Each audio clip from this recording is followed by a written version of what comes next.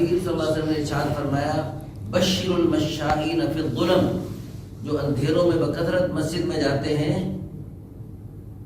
ان کو بالنور التام یوم القیامہ، قیامت کے دن کے پورے نور کی خوشخبری سنا۔ آپ سب کو بہت بہت مبارک ہو، قیامت کے دن آپ کو پورا نور ملے۔ یہ دنیا ساری اندھیری ہے، یہ پوری دنیا جیسے ہمیں آسمان سارا کالا نظر آتا ہے رات کو، صرف چند ستارے چمکتے دکھائی دیتے ہیں، اسی طرح ساری دنیا اندھیری ہے، صرف اس میں وہ گھر چمکتے ہیں جن میں نیک اعمال ہوتے ہیں، جس میں آپ کی مائیں بہنیں بیٹیاں گھروں میں نماز کا، تلاوت کا، ذکر کا، عبادت کا اہتمام کرتی ہیں، وہ گھر چمکتے ہیں، اور پھر ورنہ باقی ساری دنیا اندھیر رہتی ہے۔ یہ امریکہ، روس، چین، جاپان والوں کے گھر جو ویسے تو ان کے پاس دنیا کی بڑی روشنیاں ہیں، لیکن اعمال کی روشنی نہیں، ایمان کا نور نہیں، یہ بالکل آسمان والوں کے لیے اندھیروں میں۔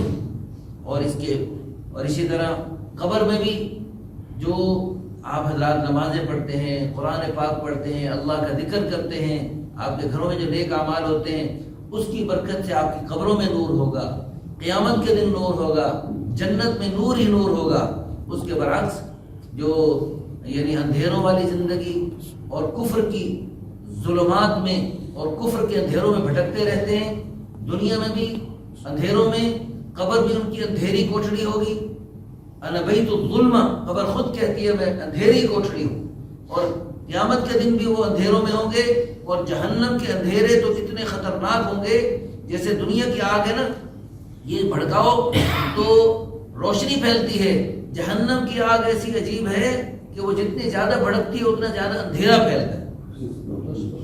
تو آپ حضرات کے لیے جو خوشخبری اللہ کے پیارے حبیب صلی اللہ علیہ وسلم کی ارشاد عالی شان کی روشنی میں سنائی، بشر المشائین فی الظلم بالنور التام یوم القیامہ، اس دن جب آپ اپنے نور کے ساتھ جا رہے ہوں گے جنت کی طرف، تو یوم یقول المنافقون والمنافقات، منافق مرد اور منافق عورتیں وہ کہیں گے للذین آمنوا، ایمان والوں سے کیا کہیں گے، انظرونا، ٹھہرو نقتبس من نورکم، ہمیں بھی اپنے نور میں سے تھوڑا نور دے دو۔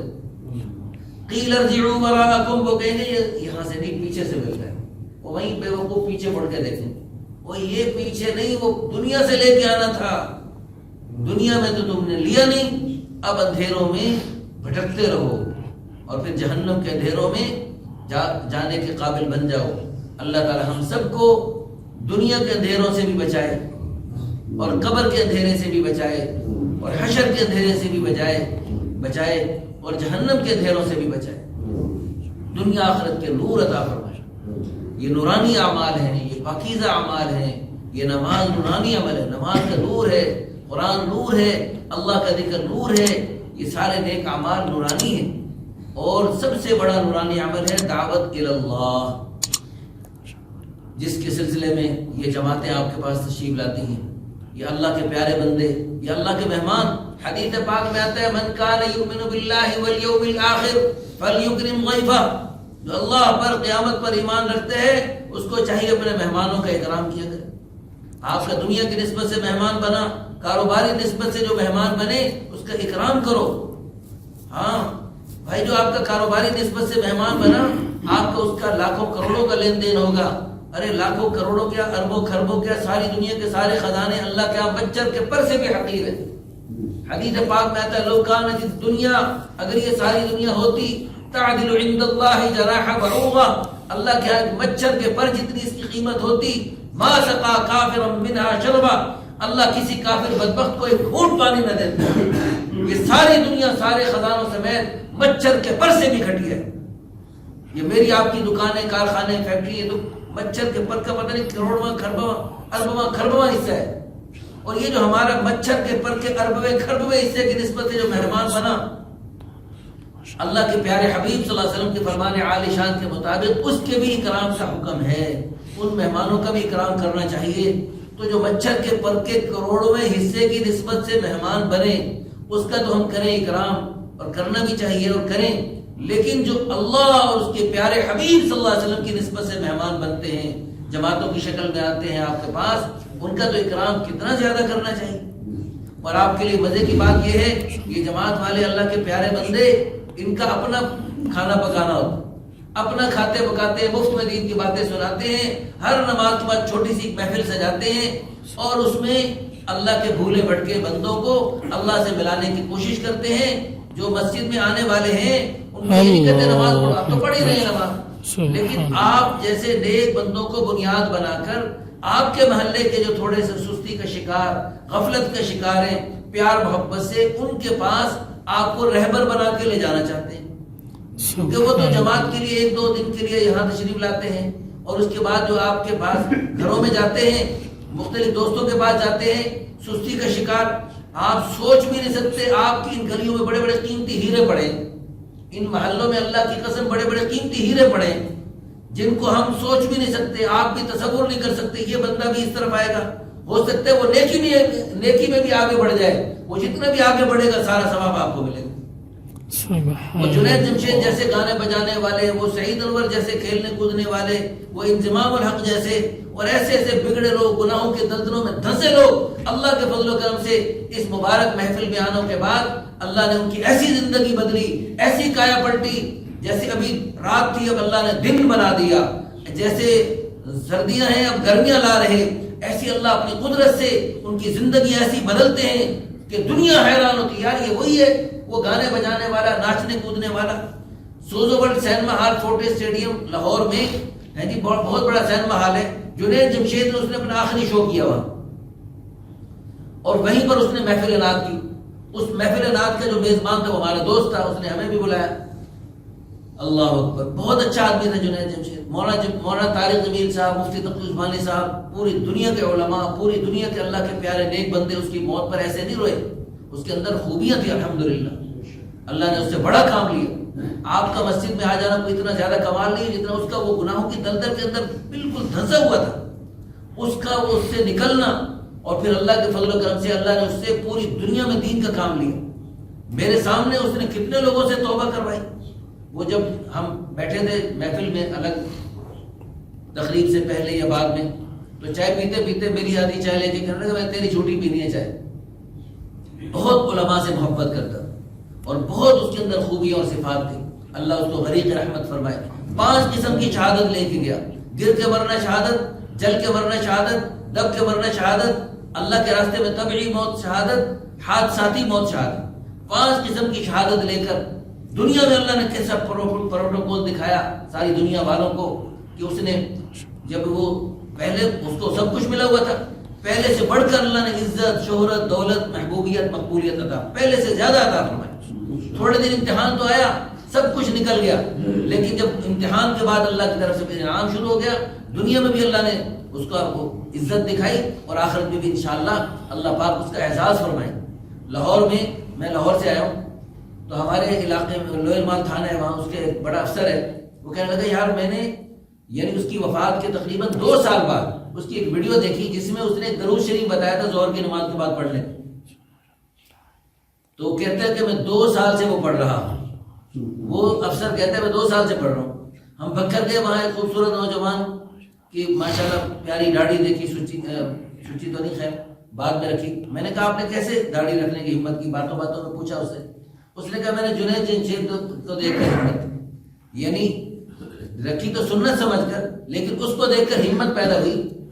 جیسے مولانا طارق جمیل صاحب فرمایا کرتے ہیں کہ یہ گانے بجانے والے توبہ کر سکتے، ہم سننے والے کیوں نہیں توبہ کر سکتے؟ ان کو دیکھ کر یہ مشتاق بڑا کرکٹ کا کھلاڑی ہے، اس کا لاہور میں ہماری مسجد میں بیان ہونے لگا، تو بیان کے دوران اس نے بڑے خوبصورت واقعات سنائے کہ کیسے وہ کرکٹ ٹیم کا کوچ بنا ہوا ہے، تو وہاں پر انگلینڈ میں انگریز کھلاڑیوں کے سامنے، ان غیر مسلموں کے سامنے، اور اس کا قد چھوٹا ہے، وہ لمبے لمبے قد والے، لیکن اس کا قد بظاہر تو چھوٹا ہے لیکن دین میں اللہ نے عزت رکھی اور عظمت رکھی ہے۔ وَلِلَّهِ الْعِزَّةُ وَلِرَسُولِهِ وَلِلْمُؤْمِنِينَ۔ آپ ہم سب کو خوشی ہونی چاہیے کہ الحمدللہ اللہ تعالیٰ نے ہمیں اسلام کی سب سے اعلیٰ دولت عطا فرمائی۔ پوری دنیا میں کسی بھی مذہب میں کوئی انسان ہے، اللہ کی قسم وہ اپنے مذہب میں پریشان۔ ان الدین عند اللہ الاسلام، اللہ کے نزدیک پسندیدہ ترین مذہب صرف اور صرف اسلام۔ ومن یبتغی غیر الاسلام دینا، جو اسلام کے علاوہ کسی اور مذہب کو اختیار کرے گا فلن يقبل منه، ہرگز اللہ قبول نہیں کرے گا، وهو في الآخرة من الخاسرین، آخرت میں اس کا بڑا نقصان ہوگا، دنیا میں بھی نقصان ہے لیکن نظر نہیں آ رہا۔ تو بھائیو دوستو، پوری دنیا کے سارے مذاہب والے اللہ کی قسم سخت پریشان ہیں۔ اسلام کے اندر یعنی جس کو جو سکون ملتا ہے، خوشی ملتی ہے، راحت ملتی ہے، چین ملتا ہے، اطمینان ملتا ہے، جس کو جو کچھ ملتا ہے وہ صرف اور صرف ایک اللہ کے خزانوں سے ملتا ہے۔ آج تک جس کو جو ملا ایک اللہ کے خزانوں سے ملا، اب جس کو جو مل رہا ہے اللہ کے خزانوں سے مل رہا ہے، آئندہ جس کو جو ملے گا ایک اللہ کے خزانوں سے ملے گا۔ تو بھائیو دوستو، اللہ نے سکون صرف اور صرف اسلام میں رکھا ہے۔ باقی جو آپ کو رنگ برنگے آلات کے ذریعے کھیلتے کودتے قہقہے لگاتے گلچھرے اڑاتے اور رنگ رلیاں بناتے دکھائی دیتے اور آپ ان کو دیکھ کے راڑ ٹپکاتے، اللہ کی قسم ان کو سکون کی، چین کی، اطمینان کی ہوا بھی نہیں لگی۔ سکون، چین، اطمینان تو اللہ نے اپنی یاد میں رکھا ہے، وہ تو آپ کے پاس ہے۔ آپ نے ساری دنیا کو جا کے بتانا تھا الذین آمنوا وتطمئن قلوبہم بذکر اللہ، وہ لوگ جو ایمان لائے ان کے دل اللہ کی یاد سے اطمینان پاتے ہیں۔ الا، کان کھول کے سن لو، تجربے مت کرتے پھرو، بذکر اللہ تطمئن القلوب، اللہ کی یاد میں ہی اطمینان قلب ہے۔ ہم نے جا کے ان اندھوں کو جا کے بتانا تھا ارے تمہیں اطمینان چاہیے، تمہیں چین چاہیے، تمہیں سکون چاہیے، کبھی ادھ ننگے ہو کے دیکھتے ہو، کبھی پورے ننگے ہو کے دیکھتے ہو، کبھی کوئی خباثت کر کے دیکھتے ہو، کبھی کسی بدماشی میں جا کے دیکھتے ہو، شاید ادھر سکون مل جائے، شاید ادھر ہمارے دل کو راحت مل جائے۔ اور بھائی اللہ نے ان چیزوں میں رکھی نہیں، اللہ نے اپنی یاد میں رکھی ہے، اپنے ایمان میں رکھی ہے، اعمال میں رکھی ہے، نیک اعمال میں رکھی ہے۔ ہم نے ان کو اس طرف لگانا تھا کہ جائے کہ ان کو دیکھ کے ہم ان کے ترس کھاتے، ان کو دیکھ کے ہم راڑ ٹپکا رہے اور ان کی تھوک چاٹ کے فخر کر رہے۔ انا للہ و انا الیہ راجعون۔ ہم سب نیت کریں، یہ جتنا مبارک مجمع بیٹھے ہیں، جو حضرات سن رہے ہیں دیکھ رہے ہیں، سب کے سب نیت کریں کہ انشاءاللہ ثم انشاءاللہ ہم نے انشاءاللہ بقیہ پوری زندگی اس پیارے دین کو، اللہ کے پیارے حبیب صلی اللہ علیہ وسلم کے لائے ہوئے اس پیارے دین کو سینے سے لگائیں گے، خود بھی اپنائیں گے اور اس کو ساری دنیا میں پھیلائیں گے۔ میں نے جو آیت پڑھی آپ کے سامنے، اس میں اللہ تعالیٰ کیا ارشاد فرما رہے ہیں، یا ایھا الذین آمنوا، اے ایمان والو، قوا انفسکم، اپنے آپ کو بچاؤ، کس سے؟ نارا و اہلیکم، اپنے آپ کو بھی بچاؤ اور اپنے گھر والوں کو بھی بچاؤ، کس سے؟ جہنم کی آگ سے بچاؤ۔ ہاں، جہنم کی آگ سے بچاؤ، اپنے گھر والوں کو کھانا، کپڑا، مکان دینا اور ان کی دیگر ضروریات کا بندوبست کرنا، یہ بھی ہم سب کی ذمہ داری ہے۔ لیکن یہ بعد کا فرض ہے، پہلا فرض ہے ان کو جہنم کی آگ سے بچائیں۔ یہ دنیا کی ضرورتیں قطرے جیسی، آخرت کی ضرورتیں سمندر جیسی۔ یہ بھی کیا ضرورت ہے، ایک آدھا پیالے پانی پیا اور جناب پیاس بجھ گئی، وہ ایسی پیاس سمندر پی لے پیاس نہ بجھے، ایسی خطرناک پیاس وہ بھی لگنے ہیں، اس کا بندوبست نہ ہوا، حوض کوثر کا مستحق اور وارث نہ بنایا تو کیا بنے گا وہاں؟ تو محترم بھائیو دوستو، دنیا حضور صلی اللہ علیہ وسلم نے ارشاد فرمایا انگلی سمندر میں ڈالو اور باہر نکالو، جو آپ کی انگلی پہ پانی کا قطرہ لگ گیا تمہاری دنیا باقی ٹھاٹھے مارتا سمندر آخرت، اس قطرے جتنی دنیا کے پیچھے ہم پڑے ہیں۔ اے جہان میٹھا اگلا جہان کے میٹھا، کھاؤ پیو موج اڑاؤ۔ ارے کوئی ہندو بکے تو بات بنے کہ اس کا عقیدہ یہ کہ جو مر گیا اس کو جلا کر راکھ بکھیر تو قصہ ہی ختم۔ ہمارا عقیدہ یہ قصہ ختم نہیں، اصل قصہ تو اب شروع ہو رہا ہے، تیرا مرتے ہی اصل قصہ شروع ہونا ہے۔ تبارک الذی بیدہ الملک وہو علی کل شیء قدیر الذی خلق الموت والحیاۃ لیبلوکم ایکم احسن عملا۔ وہ اللہ جس نے موت اور حیات کو پیدا فرمایا، کیوں؟ تاکہ تمہارا امتحان لے کون اچھے اچھے عمل کر کے آتا ہے، کون اچھی اچھی بلڈنگیں پلازے بنا کے آتا ہے، نہیں کون اچھے اچھے عہدے لے کے آتا ہے، بڑی بڑی ڈگریاں لے کے آتا ہے، نہیں لیبلوکم ایکم احسن عملا، کون اچھے اچھے عمل کر کے آتا ہے، اچھی اچھی نماز پڑھ کے آتا ہے، اچھے اچھے قرآن پاک کی تلاوت کر کے آتا ہے، اپنے بچوں کی اچھی نیک تربیت کر کے آتا ہے، اور اچھے سے اچھا اپنے گھروں کو اللہ کے پیارے حبیب صلی اللہ علیہ وسلم، صحابہ کرام، صحابیات کے گھروں جیسا نمونہ بنا کے آتا ہے، اور اچھی اچھی تبلیغ کر کے آتا ہے، اور زیادہ سے زیادہ اللہ کے بندوں کو اللہ کی طرف بلا کے آتا ہے۔ اس لیے اللہ نے موت اور حیات کو پیدا فرمایا۔ اب یہاں اس آیت میں دیکھیں، الذی خلق الموت والحیات، وہ اللہ جس نے موت اور زندگی کو پیدا فرمایا۔ ہم تو دیکھتے ہیں پہلے زندگی ہے پھر موت ہے، اللہ کہہ رہے الذی خلق الموت والحیات، اللہ کہہ رہا نہیں پہلے موت ہے پھر زندگی، یعنی موت سے پہلے زندگی وہ کدھر گئی؟ القلیل کالمعدوم، جو قلیل ہوتا ہے وہ نہ ہونے کے برابر ہوتا ہے۔ دنیا کی زندگی جو مچھر کے پرس، یعنی سمندر میں انگلی ڈالنے کے بعد جو قطرہ لگے، اس جیسی جو دنیا ہے، سمندر کے سامنے قطرے کی حیثیت ہے کوئی؟ اسی طرح محترم بھائیو دوستو، آخرت کی ہمیشہ ہمیشہ کی جو لمبی زندگی ہے، اس کے مقابلے میں یہ دنیا کی زندگی زندگی نہیں، اصل زندگی مرنے کے بعد ہے۔ اس لیے محترم بھائیو دوستو، ہم سب نیت کریں، اپنے لیے بھی آخرت کی فکر کریں گے، اور اپنے محترم گھر والوں کے لیے، اپنی محترم خواتین کے لیے، بیٹیوں کے لیے، ماؤں کے لیے، ان کو بھی اللہ کے دین پہ چلانے کی پوری کوشش کریں، وہ بھی گھر میں نماز کا ماحول ہو۔ ایک عورت کی وجہ سے 4 شخص جہنم میں جا سکتے، وہ اپنے شوہر کو جہنم میں ساتھ لے جا سکتی۔ یا اللہ یہ خود نمازیں پڑھتا تھا، مجھے اس نے نماز کا نہیں کہا، گھر میں نمک مرچ کمی بیشی ہو گئی، اس پہ تو پوچھ گچھ کی، نماز کا پوچھ گچھ نہیں کی، قرآن پاک کی تلاوت کا پوچھا نہیں، اور اللہ کے ذکر کا کچھ نہیں پوچھا، اور جو ہے گھر میں مختلف ہر قسم کی سہولتیں مہیا کی، لیکن اس کا نہیں فکر کی اس نے۔ اللہ اکبر۔ اسی طرح بھائی کو جہنم میں لے جا سکتی ہے، اسی طرح بیٹے کو جہنم میں لے جا سکتی ہے، اسی طرح باپ کو جہنم میں لے جا سکتی ہے، اگر وہ یہ چاروں جو قریبی رشتے ہیں اس کی فکر نہیں کریں۔ تو ہم سب نیت کریں، اپنے گھروں میں نیک ماحول بنائیں۔ آپ سب چاہتے ہیں قیامت تک کی نسلوں میں نیکی چلے، اور قیامت تک کے لیے آپ کا کھاتا نامہ اعمال کھلا رہے، قیامت تک کے لیے نیکیوں کے سلسلے چلتے رہیں۔ اچانک والدین کا درجہ بلند ہوگا، کہیں گے یا اللہ ہم تو نیچے رہتے تھے، اونچے درجے میں کیسے آگے جنت کے؟ اللہ کی طرف سے جواب ملے گا، باستغفاری ولدک لکا، تیری اولاد کے تیرے لیے استغفار کرنے کی برکت سے ہم نے تیرے درجے کو بلند کر دیا۔ اور صرف اپنے بیٹوں بیٹیوں کی وجہ سے درجے بلند کروانے، یہ پوتوں نوازوں تک بھی چلنا ہے۔ ہاں بہت ماشاءاللہ مولانا نے بہت خوبصورت بات کی، صرف پوتوں نوازوں تک نہیں، اگے تک، کہاں تک؟ قیامت تک۔ قیامت تک کی نسلوں کی نیت تو کر لیں بھائی، بیٹھے بیٹھے نیت کرنے میں زور لگتا ہے، انشاءاللہ وہ پیسہ لگتا ہے، غریب سے غریب، کمزور سے کمزور مفت میں نیت کر سکتا ہے، بغیر زور لگائے نیت کر سکتا ہے۔ آپ تو مرد حضرات بیٹھتے ہیں، آپ کی بوڑھی اماں جو چارپائی پہ پڑی ہے، اٹھ نہیں سکتی، بیٹھ نہیں سکتی، وہ بھی پڑے پڑے نیت کر سکتی، اپنی قیامت تک کی نسلوں کی نیت کر سکتی ہے، وصیت کر سکتی ہے، کوشش کر سکتی ہے، دعائیں کر سکتی ہے، رو دھو سکتی ہے، تڑپ سکتی ہے۔ اس کی یہ رونا دھونا تڑپنا انشاءاللہ ثم انشاءاللہ نسل رنگ لائے گا، قیامت تک کی نسلوں میں دیکھی چلے۔ اور ہماری والدہ کے پاس ایک خاتون آیا کرتی تھی، آج سے 35-40 سال پہلے کی بات ہوگی، وہ کہتی تھی ہم راتوں کو اٹھ کر رو رو کر دعائیں نہیں کریں گے، ہمارے بچے دیکھ کیسے بنے۔ اس زمانے میں رنگ برنگی خباثت بھری چیزیں تھیں نہیں، تو اس زمانے میں وہ کہہ رہی رو رو کے دعائیں کریں، اور اب تو ایسی خطرناک، زہر سے زیادہ خطرناک چیزیں آ گئیں۔ اللہ ہمارے پیارے بچوں کو بچائے، اللہ ہماری نسلوں کی حفاظت فرمائے۔ اب تو تڑپ تڑپ کر دعائیں مانگنے کی ضرورت ہے، بے چین و بے قرار ہو کر دعائیں مانگیں، اور انشاءاللہ ثم انشاءاللہ آپ اکثر والدین بیٹھے ہیں، آپ کی دعائیں رنگ لائیں گی۔ حدیث پاک کہتا ہے والد کی دعا سیدھی آتی جاتی ہے، سیدھی، کوئی پردہ آسمان کا کوئی اس کا حائل نہیں ہو سکتا، سیدھی اللہ کے پاس جاتی ہے۔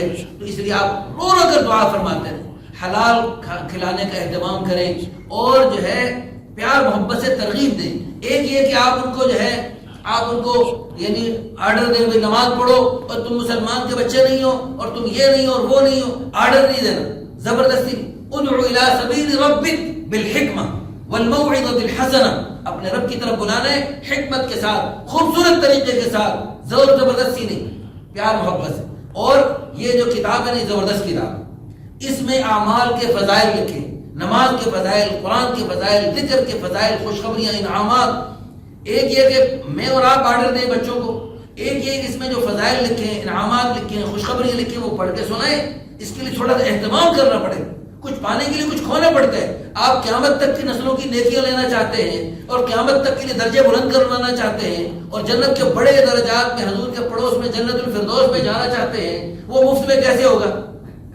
اور دنیا کے چھوٹا سا پلازہ بنانے کے لیے، چھوٹی سی مکان بنانے کے لیے آپ کو کتنی محنت مشقت کرنی پڑتی ہے، وہ جنت کے محلات، لبنۃ من ذهب، ایک اینٹ سونے کی، لبنۃ من فضہ، ایک اینٹ چاندی کی، مراتها مسک اصفر، اس کا گھارا مشکا، حشیشها زعفران، جس کی گھاس زعفران کی ہوگی، وسقفها عرش الرحمن، اور چھت رحمان کے عرش کی بنی ہوگی، اور جو ہمیشہ ہمیشہ کے لیے اللہ آپ کو عطا فرمائیں گے وہ مفت میں کیسے ملے گا؟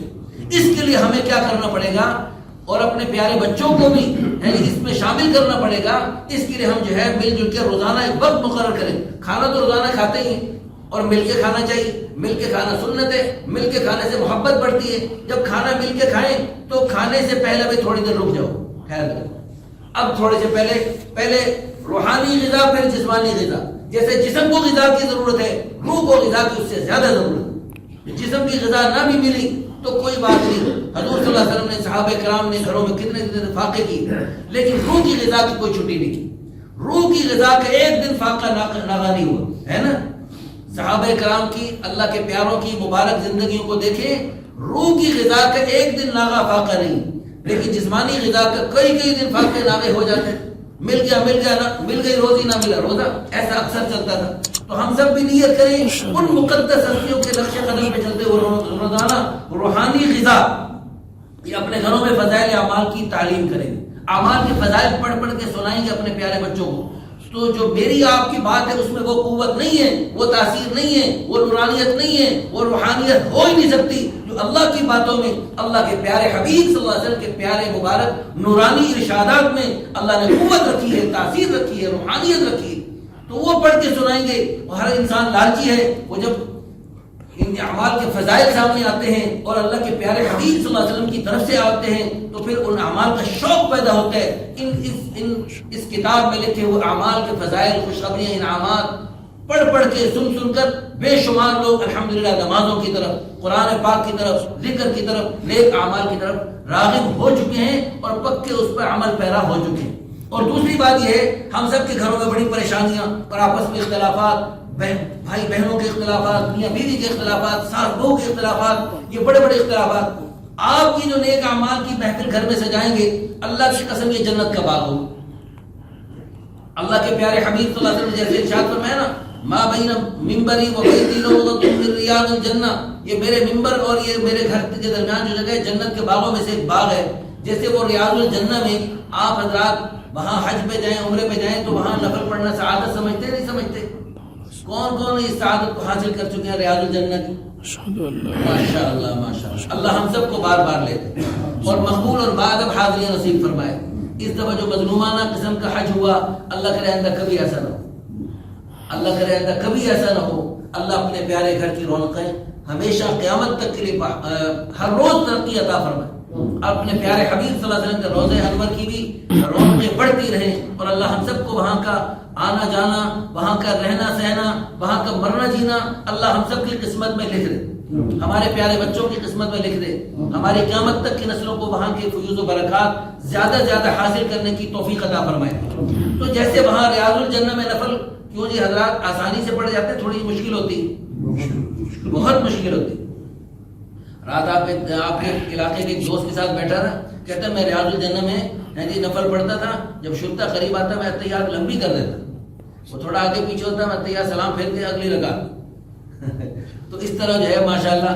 تو ریاض الجنہ میں زیادہ بیٹھنے سعادت سمجھتے ہیں، اور پھر علماء فرماتے ہیں وہاں دعا کرو یا اللہ آپ نے جنت میں پہنچا دیا، آپ کے پیارے حبیب صلی اللہ علیہ وسلم کے سچے ارشاد کی روشنی میں جنت میں پہنچ گیا، یہ جنت کا ٹکڑا ہے، تو جنت میں یا اللہ آپ نے پہنچا ہی دیا، اب پکا جنتی بنا لیجیے، اب جنت کے راستے پہ بقیہ زندگی آسان فرما دیجیے اور باقی راستوں سے ہمیں پکی توبہ کی توفیق عطا فرمائیے۔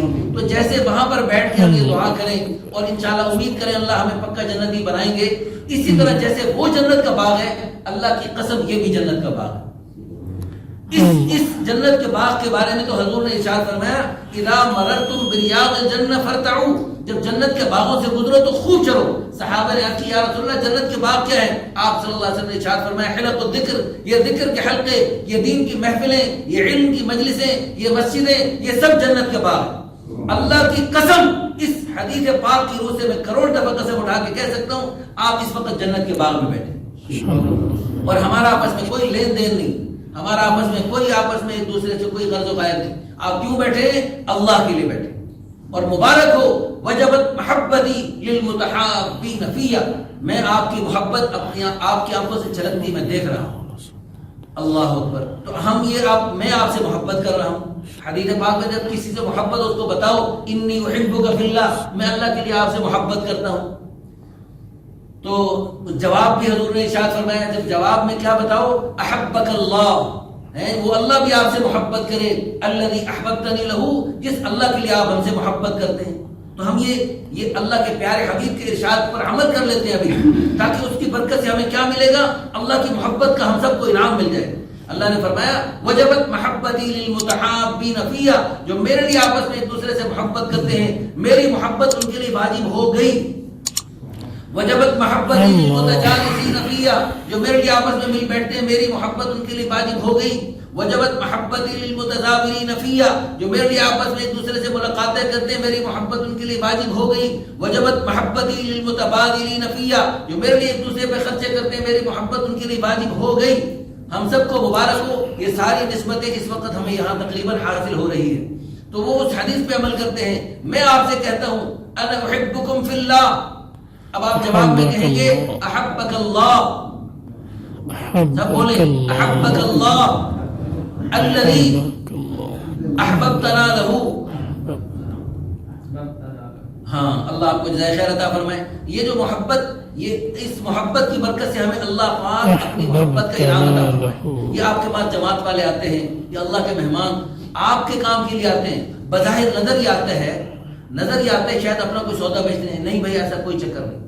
یہ آپ کے کام کے لیے، آپ کے اس علاقے میں پورے محلے میں دین کی فضا بنانا آپ کی زیادہ ضرورت ہے، ہماری بات میں ضرورت ہے.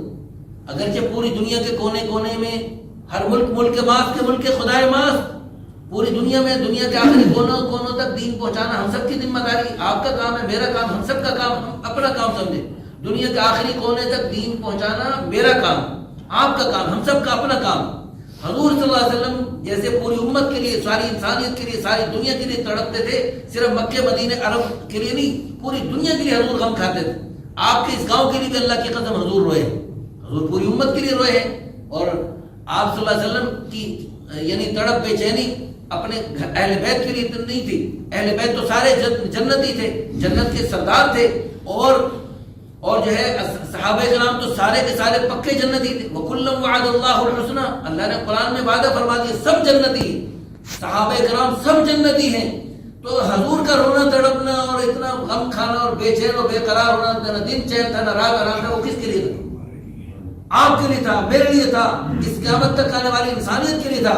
تو بھائیو، پوری دنیا کے آخری کونے تک بھی کوئی خیر کا کام ہوتا ہے، اس کا فائدہ ہمیں پہنچتا ہے.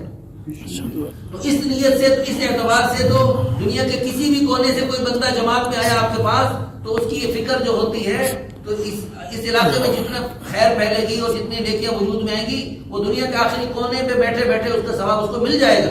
لیکن پہلا فائدہ آپ کو ہوگا، وہ اس لیے کہ قرآن پاک کی ایک آیت میں اللہ فرما رہے ہیں وَلَوْ أَنَّ أَهْلَ الْقُرَىٰ آمَنُوا وَاتَّقَوْا، اگر بستی والے، محلے والے ایمان اور تقوی، صرف یہ دو چیزیں حاصل کر لیں بس، لَفَتَحْنَا عَلَيْهِمْ بَرَكَاتٍ مِّنَ السَّمَاءِ وَالْأَرْضِ، آسمان اور زمین کی برکتوں کے دروازے میں کھول دوں گا. آسمان اور زمین کی برکتوں کے دروازوں کا کھولنا اللہ نے کن چیزوں کے ساتھ جوڑا؟ دو چیزیں بس، ایمان اور تقوی. آمنوا واتقوا، یہ دو چیزیں تم ہمت کر کے، محنت کر کے، کوشش کر کے پورے محلے میں، پورے علاقے میں ایمان تقوی کی فضا بنا دو. میں اللہ ذالک الکتاب لا ریب فیہ، اس کتاب میں پکا سچا وعدہ کر رہا ہوں جس پر شک کرنا کفر ہے. اس کتاب میں اللہ کا پکا سچا وعدہ ہے، میں آسمان کی بھی اور زمین کی بھی برکتوں کے دروازے کھول دوں گا، ضرور کھول دوں گا. لفتحنا، لام تاکید کا ہے. تو محترم بھائی اور دوستو، آسمان اور زمین کی برکتوں کے دروازوں کو کھولنے کے لیے ایمان تقوی کا ماحول خود بخود بنے گا یا کوشش محنت کرنی پڑے گی؟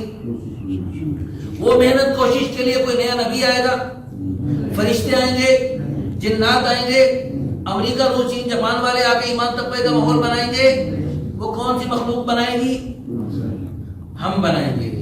تو آپ کا کام تھا یہ، آپ کے کام میں معاونت کے لیے اللہ نے لاہور سے، ایبٹ آباد سے، مانسیرے سے، واکینڈ سے، کہاں سے آپ کے پاس بھیج دیے. اب بھائی، اب آپ ہم سے کام لیں. یہ آپ کا کام ہے، آپ ہم سے خوب کام لیں، ہمیں خوب استعمال کریں، دوستوں کے پاس لے کے جائیں. میں عرض کر رہا تھا بڑے بڑے قیمتی ہیرے پڑے، اللہ کی قسم آپ کی ان گلیوں میں سوچ بھی نہیں سکتے وہ نیکیوں میں کتنا آگے بڑھ کر آپ کے لیے صدقہ جاریہ بن سکتا ہے. آپ نے جو دکانیں، کارخانے، فیکٹریاں لگا رکھی ہیں، ذمہ داریں کر رہے ہیں، اللہ اس میں بہت برکتیں عطا فرمائے. ہمارے دل سے دعا ہے، اس وقت فرشتے بھی دعائیں کر رہے ہیں، آپ اتنے دیر سے بیٹھے ہیں، اللہ آپ کو جزائے خیر عطا فرمائے، اور آپ کے ایک ایک منٹ بیٹھنا اللہ آپ کے اپنے قرب اور رضا کا ذریعہ بنائے. جیسے دنیا والے جب مزید فیکٹری میں ٹائم لگتا ہے نا، اوور ٹائم دیتے ہیں، ڈبل اجرت دیتے ہیں، پتہ نہیں کتنا کتنا اجرت دیتے ہیں. تو آپ کو بھی اللہ اپنے لامحدود خزانوں سے اللہ بڑے، اللہ کے خزانے بڑے، اللہ کے دینے کے بہانے بڑے، اللہ پتہ نہیں کیا کچھ عطا فرمائیں گے آپ کو اس تھوڑے سے بیٹھنے کی برکت سے. اور ابھی ہم انشاءاللہ نفل بھی پڑھ کے جائیں گے، اور نفل پڑھ کے آپ کو پتہ کیا ثواب ملتا ہے حضرت قاری صاحب؟ حج عمرے کا ثواب ملے. وہ آپ کے نئے پاکستان میں لاکھوں روپے مزید مہنگا ہو رہا، اللہ حفاظت فرمائے، اور اللہ تعالیٰ عافیت کے ساتھ ہمارے لیے وہاں کا آنا جانا آسان فرمائے. لیکن بالکل آسان، باپ کو محبت سے دیکھو حج کا ثواب، سبحان اللہ ہے جی. اچھا لو ابا جی تو میرے چلے گئے، اب میں کیا کروں؟ وہ بھائی تو روزانہ 2 نفل پڑھ، اشراق تک مسجد میں بیٹھ، اللہ کا ذکر کر ہے جی، اور اس کے بعد 2 نفل پڑھ، تجھے مقبول ہے جمعے کا اللہ ثواب عطا فرمائیں گے. اور جس کام کی نیت کرے گا کہ اللہ میرا فلاں کام اٹکا، صلاۃ الحاجت کی اسی 2 رکعتوں میں نیت کر لے، اللہ تیرا وہ کام آسان بنائیں گے. اور مزے کی بات یہ ہے کہ آپ حضرات جو ہے، یعنی یہ اسی میں اشراق کے نفلوں کے ساتھ جو ہے نا، اس میں استخارے کی بھی نیت کر سکتے ہیں، کئی نیتیں اکٹھی جمع کر سکتے ہیں ہے جی. آپ نے کوئی کاروباری سودا کرنا ہے، کوئی بچے کا رشتہ کرنا ہے، کوئی مسئلہ کرنا ہے، آپ کو سمجھ نہیں آ رہا میں ادھر جاؤں کروں نہ کروں، آپ تذبذب کا شکار ہیں، اور اس تذبذب کے لیے آپ استخارہ کر لیا کریں، اسی میں استخارے کے نفل پڑھ لیا کریں. استخارے کے نفل کی نیت آپ اشراق کے ساتھ، چاش کے ساتھ، اوابین کے ساتھ، تہجد کے ساتھ، تحیۃ الوضو کے ساتھ، تحیۃ المسجد کے ساتھ آپ پڑھ سکتے ہیں، کر سکتے ہیں. حضرات علماء کرام تشریف فرما ہے، ان سے مزید پوچھتے رہا کریں. تو استخارے کے لیے کسی پیر صاحب کو جو ہے ڈرائیور بنانے کی ضرورت نہیں، آپ خود استخارہ کریں. میں لاہور میں حفیظ سینٹر میں موبائل کی بڑی مارکیٹ ہے، وہاں موبائل خریدنے کے لیے گیا، 2-4 دیکھے، سمجھ نہیں آ رہی کون سا لوں. اتنی دیر میں مغرب کی نماز کا وقت ہو گیا، نیچے بیسمنٹ میں مسجد بنی ہے، وہاں جا کر میں نے مغرب کی نماز جماعت سے پڑھی. نماز کے بعد میں نے 2 نفل پڑھی، استخارے کی نیت بھی اس میں کر لی، اور استخارے والی دعا مجھے زبانی یاد ہے، سلام پھیرنے سے پہلے پڑھ لیتا ہوں. جس کو زبانی یاد نہ ہو، سلام پھیرنے کے بعد دیکھ کے پڑھ لے. زبانی یاد بھی نہ ہو، دیکھ کے پڑھنے کی بھی صورت نہ بن رہی ہو، تو استخارے والی دعا کا خلاصہ عرض کر دے اللہ سے، اللہم انی استخیرک بعلمک، یا اللہ میں تیرے علم کامل کی وجہ سے تیرے سے خیر طلب کرتا ہوں، واستقدرک بقدرتک، تیری قدرت کاملہ کی وجہ سے تیری میں قدرت چاہتا ہوں، واسألک من فضلک العظیم، یا اللہ تیرے بڑے فضل کی وجہ سے تیرے سے میں سوال کرتا ہوں، فإنک تقدر ولا اقدر، تو سب کچھ کر سکتا ہے میں کچھ بھی نہیں کر سکتا، وتعلم ولا اعلم، تو سب کچھ جانتا ہے میں کچھ بھی نہیں جانتا، فإنک انت علام الغیوب، تو یا اللہ ساری غیب کی باتوں کو جانتا ہے، مجھے تو کچھ پتہ نہیں اگلے لمحے کیا ہونے والا ہے، مجھے تو بڑے سبز باغ اس میں نظر آ رہے ہیں، یہ جو میں سودا کرنے لگا ہوں، لیکن آگے انجام کیا ہوگا وہ مجھے نہیں پتا، تو جانتا ہے. انك انت علام الغیوب، اللهم ان كنت تعلم ان هذا الامر خير لي في ديني ومعاشي وعاقبة امري، یا اللہ اگر تیرے علم کامل کی وجہ سے اگر یہ کام میرے لیے دنیا کے اعتبار سے، آخرت کے اعتبار سے، انجام کے اعتبار سے اچھا ہے، فقدره لي، اس کو میرے لیے مقدر فرما، ويسره لي، پھر اس کو میرے لیے آسان فرما، ثم بارك لي فيه، پھر اس میں میرے لیے برکت ڈال دے. وان كنت تعلم، یا اللہ اگر آپ جانتے ہیں ان هذا الامر، یہ کام جو میں کرنے لگا ہوں، یہ جو سودا کرنے لگا ہوں، یہ جو رشتہ کرنے لگا ہوں بیٹے کا بیٹی کا، شر لی، میرے لیے شر ہے، میرے لیے ادھر خیر نہیں ہے، فاصرف عنی، اس کو میرے سے دور کر دے، واصرفنی عنہ، اور مجھے اس سے دور کر دے، واقدر لی الخیر حیث کان، پھر جو میرے لیے بہتر ہے، جو میرے لیے بہتر ہے وہ مجھے مقدر فرما، ثم ارضنی بہ، پھر مجھے اس پر مطمئن بھی کر دے. ایسا نہیں کہ مجھے جو بہتر ہے وہ عطا فرما دے اور پھر میں اس پہ لیکن میرا دل ادھر لٹکا رہے، ادھر لٹکا رہے، وہ جو مجھے نہیں، اللہ اسی پر مطمئن کر دیں گے پھر. سبحان اللہ. تو اس لیے استخارہ ہر روز کرتے رہے، ہر وقت کرتے رہنا چاہیے. ہر روز کوئی نہ کوئی ہمیں مسائل درپیش ہوتے ہیں جن میں ہم تذبذب کا شکار ہوتے ہیں، اس میں استخارے کے نفل پڑھتے رہا کریں. تو محترم بھائیو دوستو، آج جماعت ادھر ہے تو انشاءاللہ کل ہم چلے جائیں گے. تو آج کا دن کون کون بھائی نیت فرماتے ہیں کہ ہمیں دیں گے؟